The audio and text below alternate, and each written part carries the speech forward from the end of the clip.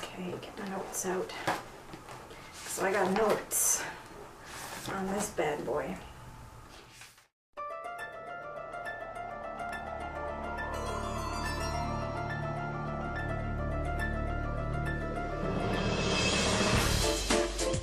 Hi everyone, and welcome to Deadhouse.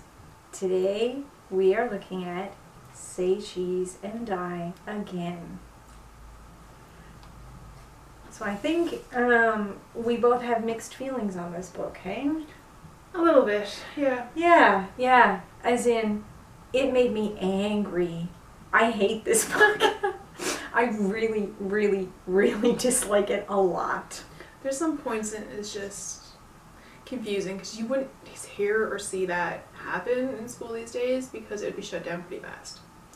Yeah, it would. And also, it brought back an era of 90s media in general that I really didn't like growing up. That was really harmful. That was really prevalent.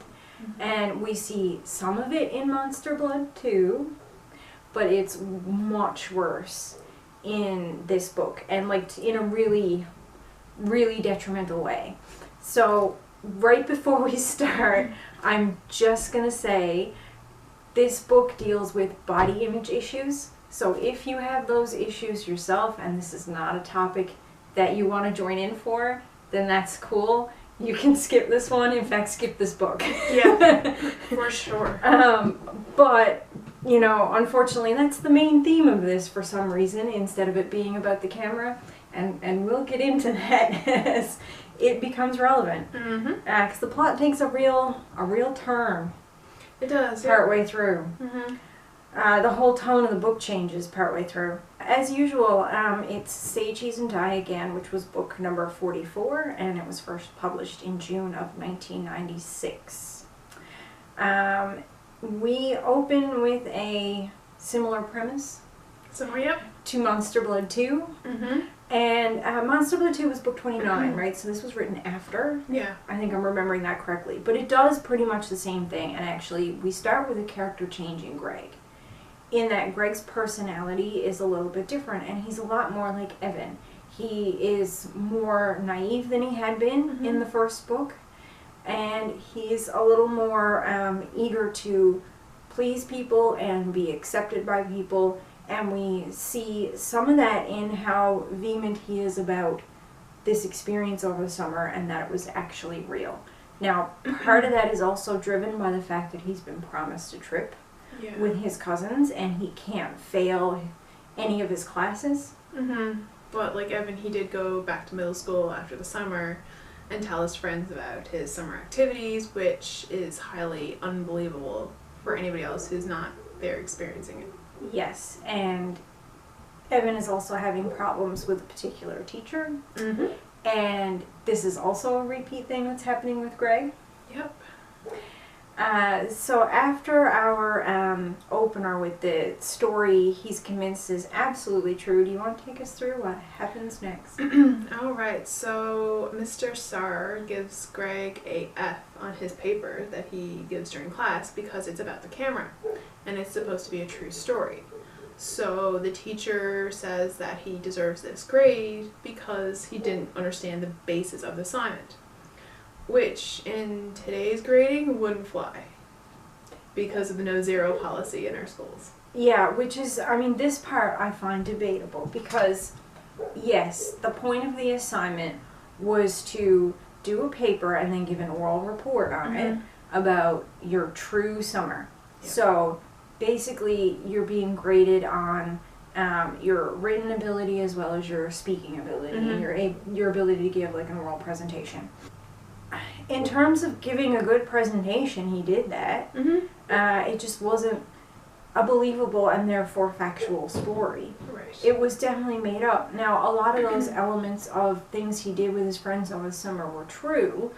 And, I mean, you could say, yeah, he stretched the truth about an evil camera because they were probably going around pretending it was an evil camera. If, you know, like if you're not inclined to believe in the supernatural or paranormal. Right. Which, I mean, likely. Yeah. In some cases, or well, now today you would dock grades for that.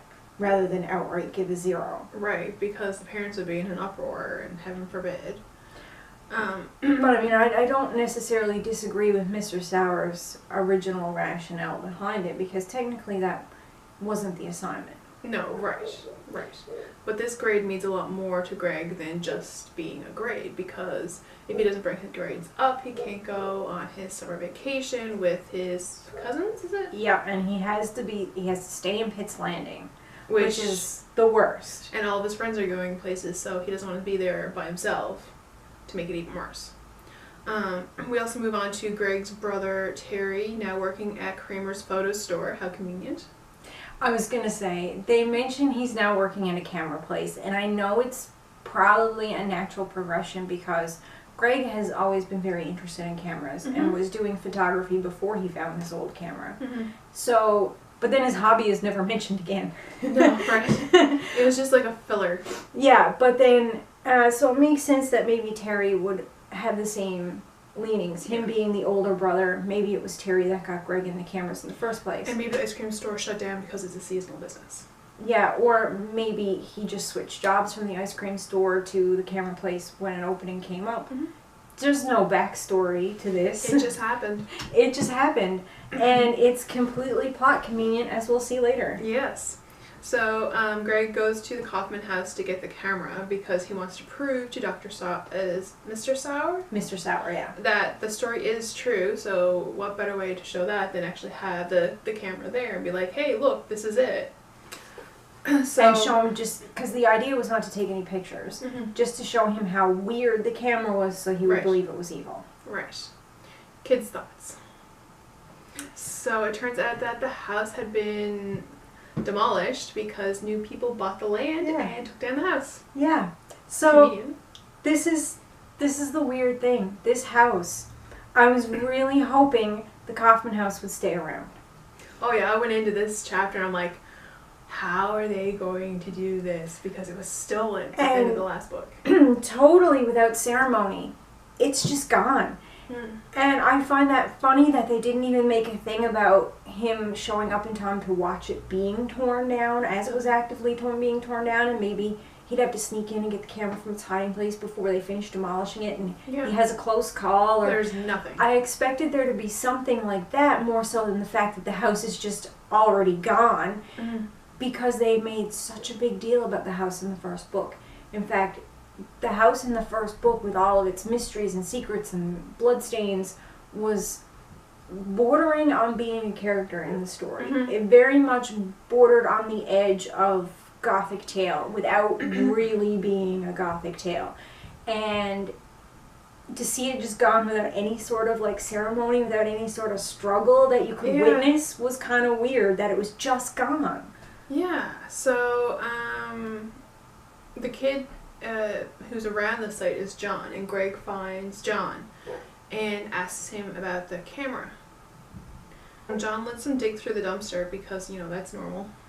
Yeah. Rusty nails, tetanus. It's also normal that a young child can easily heave himself up into one of those giant industrial dumpsters that they use for clearing down places when they knock them down. When we were rebuilding the house, we had these dumpsters on our lot, and it was like 2 feet or more above my head. If I wanted to heave something in it, I had to hoist it up over my head and then toss up. Like, a kid could not get into There's this. no way a kid is jumping up and easily getting into it and jumping down into it. No and way. then pulling aside, like, boards and gyprock and all the crap he's digging through, and then he finds the, like, dead raccoon, and... Right? It's just, it's too ridiculous. But he does find the camera, which is good, because, you know, the dead raccoon was guarding it. And it makes sense that he would find the camera. I mean, not in the sense that the bullies took it at the end of the last one. So somehow the bullies snuck it back into the house before it got torn down. Right. Because there was no mention of any of that. There was no mention of what happened with the camera in the interim. So what we're left to assume is that the bullies started taking pictures, found out it was bad news, and very quickly put it back where it came from, and was like, we're having none of this. Yeah, that's what we can only assume. Because he does find it, and like I said, it makes sense it wouldn't be destroyed because you can't destroy it. Right. So it would make sense that it's not beaten up, even though the entire house has been wrecked. Right. So, John wants his picture taken with the camera. Well, yeah, John... Well, if they fight over it, don't they? And it goes off They by fight accident. over it and it goes off by Yeah. accident because John decides maybe it might be valuable because it was in an old house. And maybe he should ask his dad first and shouldn't just let this random kid have this old camera. Meanwhile, it was in a dumpster under a dead vacuum. Nobody would have even known it had No. existed if it weren't for Greg.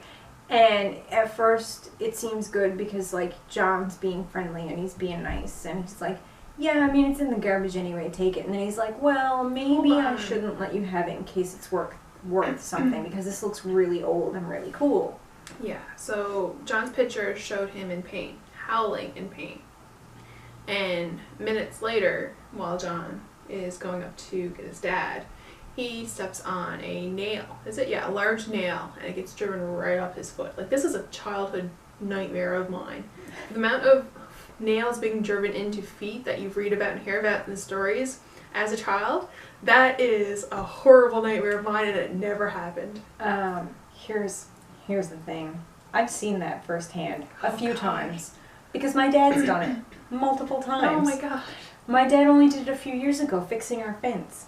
Accidentally stepped on a nail that was in a board that he had torn down that he didn't know was in the board.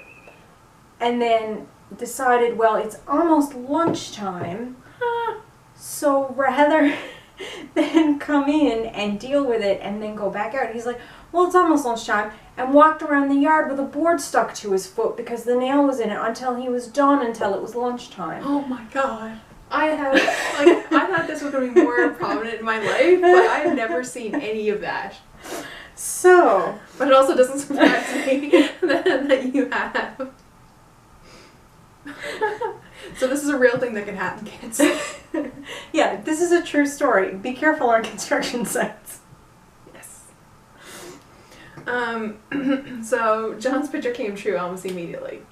And John's father and a friend who was surveying the lot or something out back drove him to the hospital, and Greg just, took the camera and went on. Yeah, he was like, well, he felt bad about it, but he doesn't really know John or the family. No. It's not like he can say anything at this point that's going to help. He has to be rushed to hospital. Yep. So he's like, well, I'll just leave, and hopefully John forgets that I have the camera. And there we go. Sherry catches him on the way to school. Yes, so with the camera. Here's the thing. We get introduced to the group of people, right? So we'll go through our characters again because we've got the same main cast. Mm-hmm. And by and large, other than the little bit of change in Greg's character, they're mostly the same characters. Yeah. They're having lunch the same day that Greg gets the F, and he tells them about the F. And he tells them he wants to go get the camera. Mm-hmm. And they're Of course, not happy. they all think that's a terrible idea, and they go back to having their lunch. Shari takes him seriously about it and figures he's gonna go get it. Yeah. So she's waiting early for him the next morning. She knows. Yeah. She's like, she knew he was gonna go get that camera. Yeah. So, they're fighting over the camera, and Sherry's picture gets taken. And then Greg's picture gets taken.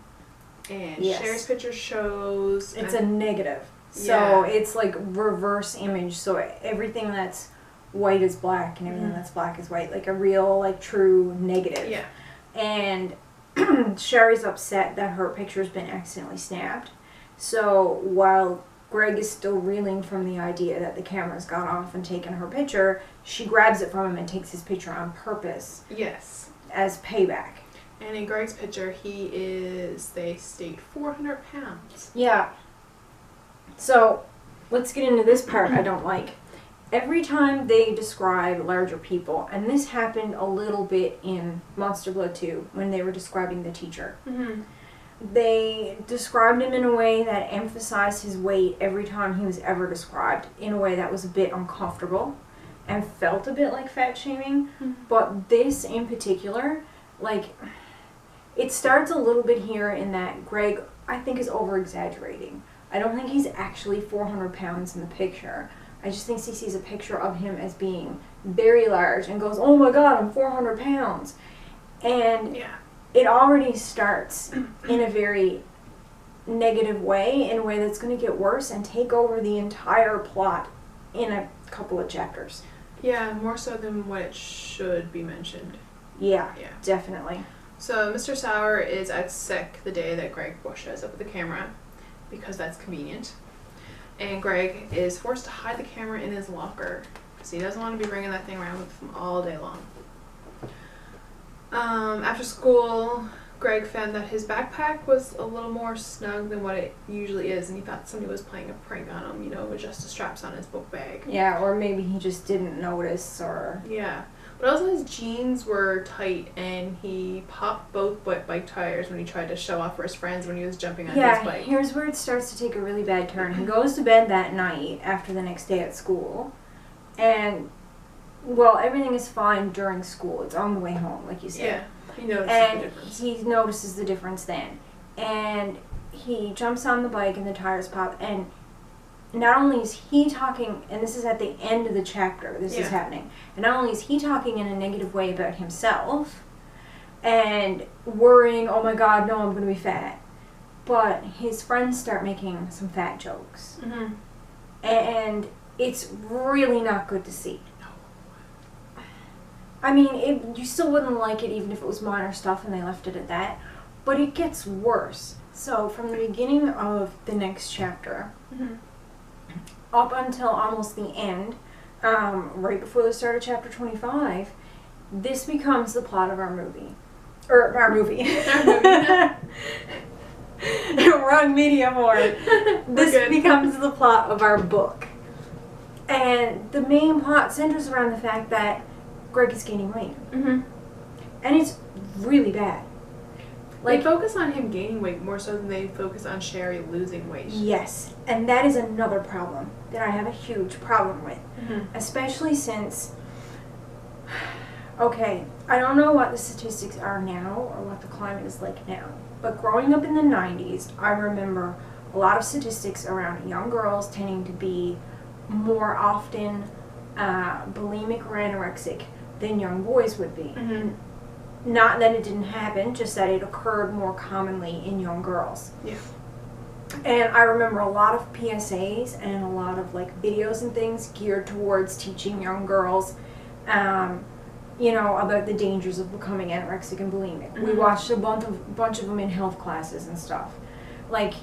It was just a really prevalent thing. Mm-hmm. And to suddenly introduce that as a plot, where basically she's the negative of his picture, so because he's gaining weight, she's losing it. And to show concern about the fact that she's losing weight, and her parents have taken her to the doctor. But they mention it very little other than that. And I understand it's because our main character is Greg, and this is from his point of view. So the main focus is on him. Mm-hmm. But it unfairly skews a main focus on gaining weight as if that's a larger issue than losing it. Mm-hmm. And that's a really, really, really bad message. And I don't think that was done on purpose. And Greg's parents didn't think too much of it. They just thought it was an allergic reaction. Yeah, they do get more concerned as he gains weight more and more quickly. But as he's gaining weight, people who are supposed to be his best friends, Michael and Bert, are constantly making fun of him. Other kids in school are making fun of him. He's afraid to go to school because he's being made fun of, and his parents won't listen, and they say, no, they'll be understanding, especially your best friends. Kids in middle school are understanding? Yeah, right. Right? So, this is... It's become a really bad problem, and it's a problem with the narrator, and by that I mean the author and how it's been narrated as well, because he uses adjectives to describe Greg that don't necessarily make sense as he's getting bigger. He says things like, Greg will describe himself as having rolled somewhere, and it's you're not, that's not possible, you're not that big. Yeah. This is an exaggeration, and it's done in a way that the narrator has chosen to do it that didn't make sense. And twice he says he bounced out of a room, and it's come on now, this is ridiculous. Yeah. Why are you choosing this way to describe him? And the way he's absolutely terrified of becoming a larger person like it's the end of the world is not good. No. And the part that really got me the most, and I wrote down the quote, so I'm looking for it here. Right, is where he's trying to explain it to Shari, and she's also losing weight, and this is when she's first losing weight. Mm-hmm. And they're both really weird and upset about it. But she starts laughing at him and says, "Oh, gross, you look really weird." And it's like, you're supposed to be best friends. Yeah. And on top of that, it feels like a commentary that's being made on people getting larger, and I really don't like it, and it's especially bad to teach to children. Mm-hmm. And even Mr. Sowers making fun of him in class too, like sending to the nurse and making fun of his size in class. Like, he's supposed to be the role model in class, and he's not putting this down. He's kind of gearing the students up. And that's where it super upset me, because I understand they're trying to show a dynamic where maybe the teacher is not necessarily a good role model. Mm-hmm. And it's true, you do get issues sometimes with teachers where your personalities don't click and they are a little meaner, and that's unfortunate that happens. But they're still not this bad. No, my God, this is such an exaggeration. And it also makes it seem like it was okay for everybody to make fun of Greg up to a point. Mm-hmm. So once Greg reaches a certain size, the kids stop making fun of him, because he's getting so much larger so fast. Like, once he gets to a certain size, the kids actually start to get afraid, and they stop making fun of him. So it seems extra cruel when the teacher does it, especially in front of the class, purposefully to humiliate Greg. Mm-hmm. And none of the other kids, obviously, join in and laugh. No. It's just Mr. Sauer laughing at him. But still, and I know that was done to show him as a bad person, but it really does give you the impression that it was okay to make fun of Greg for being overweight up until, up until you felt like it was dangerous or something. And you just shouldn't do it. No. And this would not help anybody with body issues, especially if you were a kid trying to fit in. Right. Probably having these same issues yourself, and then to read this. Yeah. Hence the... I'm so angry this is a child's book. Yeah, that was not a very good turn for this one. And it eats up so much of the plot. It does, yep. You can't get away from it, because all they talk about is how large Greg is getting, and then interject in between that Shari's getting small, and her clothes are falling off, and he has nothing to fit them, and yeah. So they do have an idea. Now this is good, because now we're back to actual camera plot. Yeah. So they have an idea of going to Terry at work, bringing in their pictures and getting him to reverse the picture. So adding the negative picture of Sherry, adding positive to it to make it look like an actual picture, and that it's like ghostly, skinny, and to reverse Greg's picture. Yeah. So the idea is Wayback Machine for film. Yeah. History lesson. It's interesting that they have the idea to rip up the pictures. Mm-hmm. And then stop. Yeah. Because they're not sure. If that will work. Yeah, they don't know if that will exactly work. Greg knows it worked once in a particular instance. But will it work a second time? And they're too afraid to destroy the pictures just in case something worse happens or makes it permanent. Like, they don't know. Right. So they decide to take it to Terry to reverse the pictures. And that is really clever. When you had pictures and you had film, your film roll was your negative. Mm-hmm. And the print of the picture was your positive. Mm-hmm. So what he wanted to do was take the negative image and have it reprinted as a positive image, so it would be colored instead of, black and white negative. Mm-hmm. And he wanted to do the same thing with his picture, except the opposite process. Mm-hmm. Take it from being a positive colored picture to a negative black and white picture of it, thinking it would make the reverse happen to what was in the picture. Right. Which works. It did. Yay! Hooray! Which means making prints of the cursed images also hold some kind of power because it's been in contact with the cursed thing, which is really interesting. The only problem with this is that it's instant film. Yes. It's self-developing. There is no negative. There's no negative. So you can't make prints. So you can't make positive and negative prints of it because it's not that kind of film. So you can't develop it in a lab. Now, if you wanted to, you could scan them in. Yeah, and fix them on a computer. But that type of technology isn't here in 1996. There are scanners, but like, and the logistics of trying to do that to instant film in particular, because that's a harder thing to scan, yeah, and to manipulate. It's not something that you would go to your local photo lab to do. No, and Terry is not going to know how to do it either. And you're not going to need to go into a black room and develop things to do it. No. So this entire process... Smoke and mirrors. While the idea is nice, and I like that concept, it's not actually possible. But it worked. So yay! Yeah. So that brings us to the end of the story, where Greg does bring his camera in again to Mr. Sauer. And he knows Mr. Sauer is back, and the problems have been taken care of. And he takes the camera out of hiding, which, by the way, we have gotten rid of this whole secret compartment in Greg's headboard, and he's been hiding it in his underwear drawer. So original. But better and more realistic Yeah. for somewhere a child would try to hide something. Yeah, for sure. So Greg wants to take a picture of Mr. Sauer for all the mean things he said to him, get him back, you know, like karma. Yeah, he wants to, like, really pay him back. Oh yeah, and he's going for it. He's not listening to Sherry. This is what he's doing, and it'll fix itself eventually, but, you know, he wants his comeuppance. So, Mr. Sauer takes the camera and proceeds to take a picture of the entire class.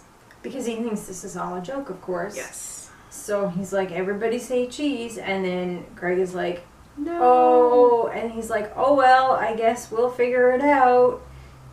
And then it just ends. Yep. It's a terrible ending. It is, because you don't know what happens to the whole class. There's no... You don't know what the picture shows. Like, there's no cliffhanger other than a picture's taken. Yeah, and there's no real resolution to the conflict. We don't see any resolution between Mr. Sauer and Greg. We don't find out what happens to Greg's grade. Nope. We don't find out what happens to the camera or the class, or if they decide to get rid of it. There's no conclusion Nope. to any of this. Nope. Nothing. Like, it... So it has a really, really terrible subplot that takes over half the book for a while. Yep. And then on top of which the book is not well written. And there's no good conclusion. And it's like adding insult to injury. It's just... I can't with this book. Tell us how you really feel. It's bad. It's bad. It's so bad. Like, it doesn't even have the decency to be well constructed and well written on top of what is a really, truly terrible subplot. And that's Say Cheese and Die Again. And that's how I really feel about this book. And in all honesty, like, absolutely, skip it. Yep. On to some more lighthearted notes. The interaction scene of them at the beginning in the cafeteria I thought was really nice. When you're seeing everybody like behave the way they behave as kids at the table, and it's describing them all eating and how they eat, which is like a very like kid thing because everybody has their certain specific ways they like to have certain foods. And it talks about Michael doing like the most normal kid thing in the world to do when you're eating. And Greg is like, oh man, Michael's so weird. While he's describing how Bird is eating his lunch, he's saying Michael's the weird one. And here's Bird sitting down. He likes to take his sandwich, poke a hole through the middle of the sandwich, Yep. and then eat it from the inside out to the edges. So weird. It is the weirdest thing I have ever seen described. I don't know anybody who's ever eaten anything that way, ever. It is the strangest thing. And that's just left as if it's normal. It was so strange. I was reading that. I'm like, what? And yet he's saying Michael's the weird one, and it's like, no, buddy, I got news for you. You don't know what weird is. Right. And we need to show you some YouTube videos on how to eat a sandwich. Yeah, and the running gag though with Michael is supposed to be that, because this happened in the first book too, which I thought was really funny in the first book. Michael is constantly trying to crack jokes that aren't really funny. No, they're bad jokes. But they're bad jokes in the sense that he's trying to make a joke that is a pun or that relates thematically to what the instance is, but he doesn't quite get it right. It's not funny. Like, it does relate to what they're talking about or is a pun, but it's not actually funny. Like, he's not quite doing it right. No. Like, he's not quite getting it, and that makes him trying to tell jokes gag funny. In this book, when he's doing that, the first time he does it, like, you can see he's trying to relate it and it doesn't work. But the rest of the times he makes jokes, they're actually nonsensical.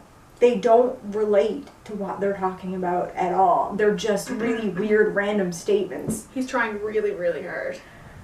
But it just didn't make sense because it broke that running gag that was so funny before. And it just, I don't know, it was weird. They tried to keep that character quirk, but it was like the writer forgot what made that funny in the first place and just started having him say random nonsense. And it's like, is he even trying to make a joke? Like, some of the stuff he said was very strange. Oh, yeah. Were there any interesting moments you found in the book? No, I really disliked the teacher. I really disliked that teacher, yeah. So that made that whole thing really difficult. Like, anytime Mr. Sauer was mentioned, I was just losing interest. Like, he wasn't like a teacher, because going through K-12, like, you didn't have any teachers that really picked on the students because they knew that would be right up. And then parents now are like all about being on top of it, and if he said anything like in the book to any of the students in like real life, he would not have a job. Yeah, and I mean, like I said, there's sometimes you don't get on with a teacher well, and there is a little bit of picking on, but not to that extent. No, but usually that's a grading or interpretation or like creative difference. It's not it's not a teacher making fun of a student's weight. Yeah. It's not like that personal. And not normally, no. No. I mean, that's not to say there aren't instances where that happens, but that's not a normal thing for a teacher to do. No. And it was very, very cruel. Mm-hmm. So I wasn't a big fan of that. No. I liked it better when the adults were well written. Mm-hmm. So that was Say Cheese and Die Again. And our official rating is skip it. Mm-hmm. If you're doing a reread and you want to have a good time, it's not cheesy in that way that some of them can get annoying, but they're still cheesy and fun. It's not a good story. It's just bad. It's fat shaming. It's bad. That's the term. Yeah. Yeah. It's really bad. So, is there anything in the book that you really distasted or disliked, or anything that you really thought was a good add to it that you'd like to mention? Feel free to leave it in the comments. Yeah, if there's a way that you would change this and change the plot, let us know. Because I think some of the premise things in this were decent. Like I said, I liked how they tried to play with the film. It wouldn't have actually worked, but I liked the idea of it. Yeah, I don't know. What would you do with this to like improve it?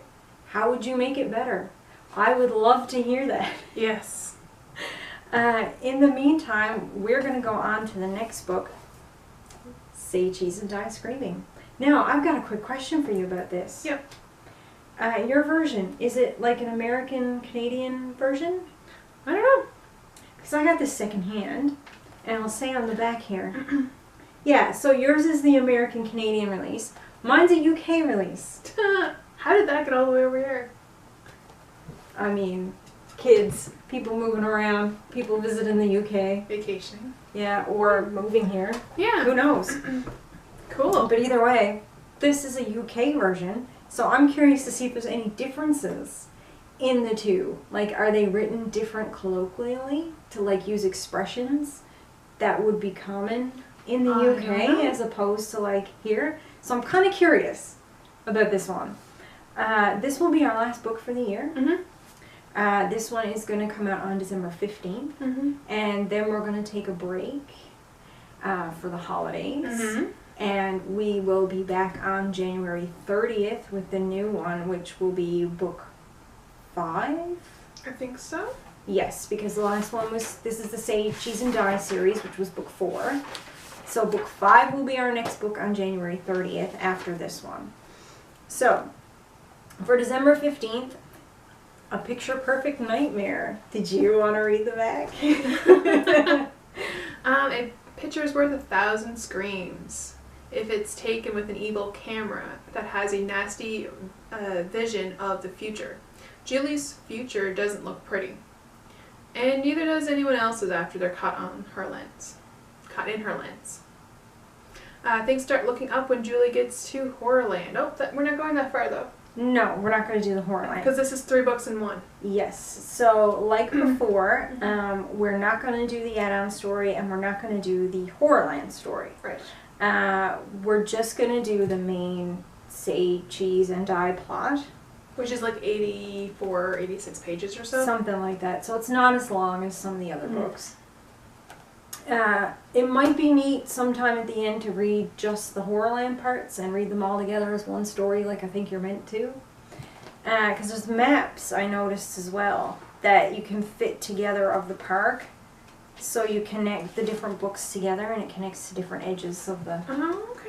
To make a map of Horrorland, which is kind of neat. That is very neat. I didn't even look that far. It might be nice to at some point read the Horrorland part and just see what the whole Horrorland story is since they're all connected. Yeah. But for now, we're just going to do the main plot. So join us again on December 15th. Mm-hmm. Where can we find you online? Oh, I am at coffee_with_Jen with 1 N. And you can find me online at A Glitter Macaroon with 1 T and 2 O's. And when you reach us on Twitter, be sure to hashtag all of your comments and reviews with GBC Ghost Next Door. Absolutely. Until then, reader beware. You're in for a scare.